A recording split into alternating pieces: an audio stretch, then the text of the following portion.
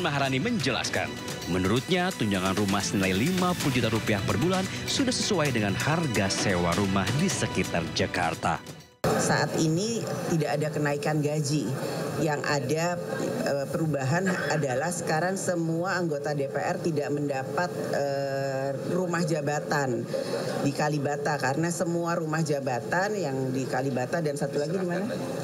Ulu Jami sudah kami serahkan kepada pemerintah atau kepada negara, dan memang ada kompensasi terkait rumah jabatan kepada anggota DPR, karena anggota DPR itu kan juga datang dari daerah-daerah yang mana cuman itu saja yang ada perubahan, yang lain-lain tidak ada perubahan.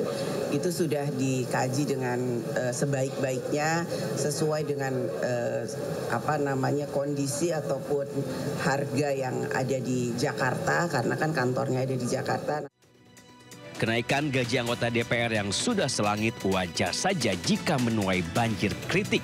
Publik menilai kebijakan tersebut tidak sepadan dengan kinerja para wakil rakyat. Tim Liputan iNews melaporkan. Selain gaji pokok, anggota DPR mendapatkan berbagai tunjangan dengan nilai fantastis. Salah satunya adalah tunjangan rumah sebesar 50 juta rupiah per bulan.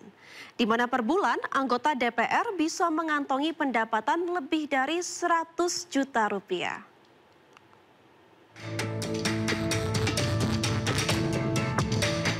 Para wakil rakyat yang duduk di gedung DPR mendapatkan gaji dan sejumlah tunjangan yang fantastis. Anggota DPR mendapatkan gaji pokok sebesar 4,2 juta rupiah. Di luar gaji pokok, anggota DPR juga mendapatkan berbagai tunjangan. Tunjangan melekat diantaranya tunjangan untuk istri atau suami sebesar Rp420.000. Tunjangan anak Rp168.000. Uang sidang per paket sebesar Rp2 juta. Tunjangan jabatan Rp9,7 juta. Tunjangan beras Rp30.090 per orang.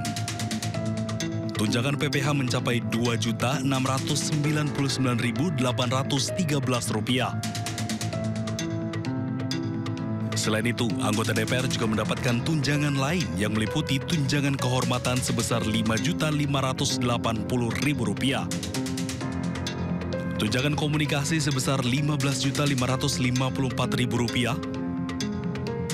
Tunjangan peningkatan fungsi pengawasan dan anggaran sebesar Rp3.750.000. Anggota DPR juga mendapatkan bantuan listrik dan telepon sebesar Rp7,7 juta. Dan juga mendapatkan anggaran untuk asisten anggota mencapai Rp2.250.000.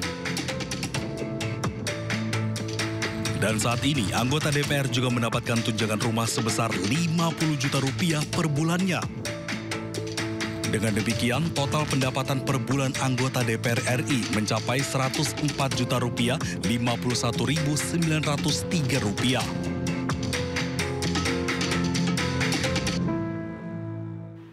Keinformasi lainnya pemirsa, pemerintah dan DPR sepakat tingkatkan Badan Penyelenggara Haji dan Umroh atau BPHJ menjadi kementerian. Hal tersebut disebut dalam rancangan Undang-Undang Haji dan Umroh yang akan disahkan Selasa besok. Menteri Sekretaris Negara Prasetyo Hadi mengatakan peningkatan BPHJ menjadi kementerian itu akan didukung dengan peraturan presiden atau Perpres. Langkah ini diharapkan bisa meningkatkan kualitas penyelenggaraan ibadah haji dan umroh bagi jemaah Indonesia di masa mendatang. Harapannya ya jelas hanya satu, pelaksanaan haji akan semakin lebih baik lagi. Ini berarti keluar Perpres ya Mas? Keluar Perpres baru ya? Pasti. Sementara itu pemirsa, Komisi 8 DPR bersama pemerintah saat ini melaksanakan rapat dengar pendapat menjelang pengesahan RUU Haji dan Umroh. Untuk mengetahui informasi terkini dari gedung DPR, kita sudah terhubung dengan rekan Anissa bersama juru kamera Andri Setiawan. Selamat siang Anissa, sudah sejauh mana pembahasan menjelang pengesahan RUU Haji dan Umroh?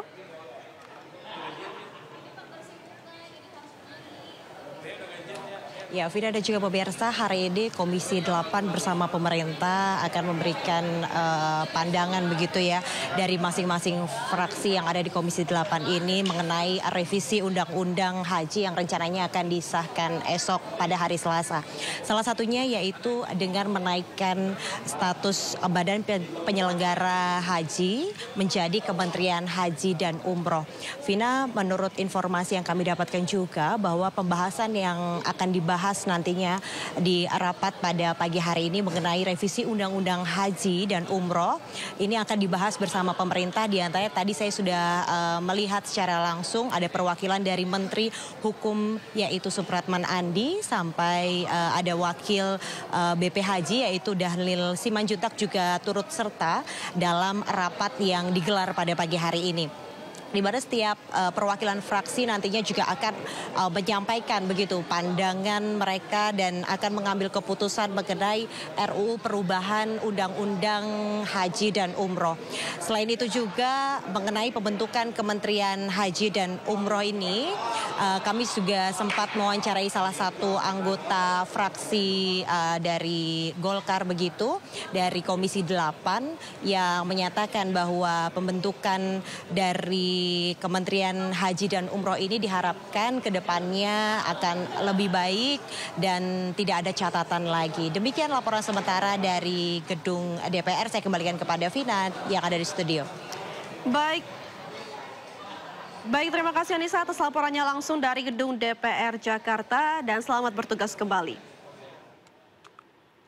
Sementara itu pemirsa, Ketua KPK mengungkap akan segera menetapkan tersangka dalam kasus dugaan korupsi kuota haji. KPK juga telah memeriksa dan menggeledah sejumlah lokasi untuk mencari bukti termasuk di rumah mantan Menteri Agama Yakut Khalil Qaumas.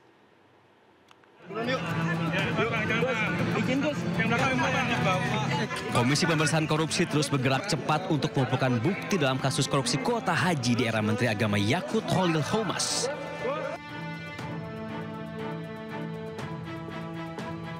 Bahkan KPK menyebut akan segera menetapkan tersangka dalam kasus ini.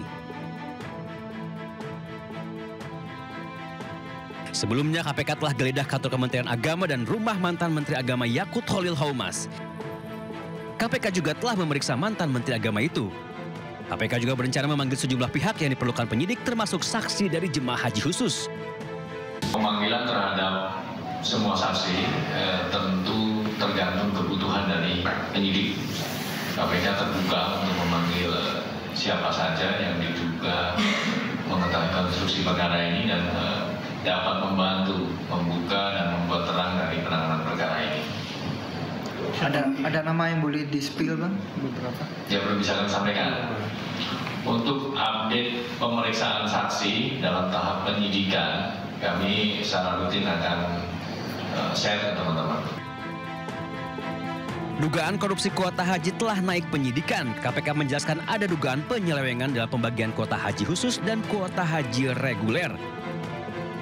Jadi seharusnya 92% untuk haji reguler dan 8% untuk haji khusus. Namun di lapangan justru menjadi 50%. Dalam menangani kasus ini, juru bicara Budi Prasetyo menyebut bahwa KPK tidak akan tebang pilih dalam menangani kasus.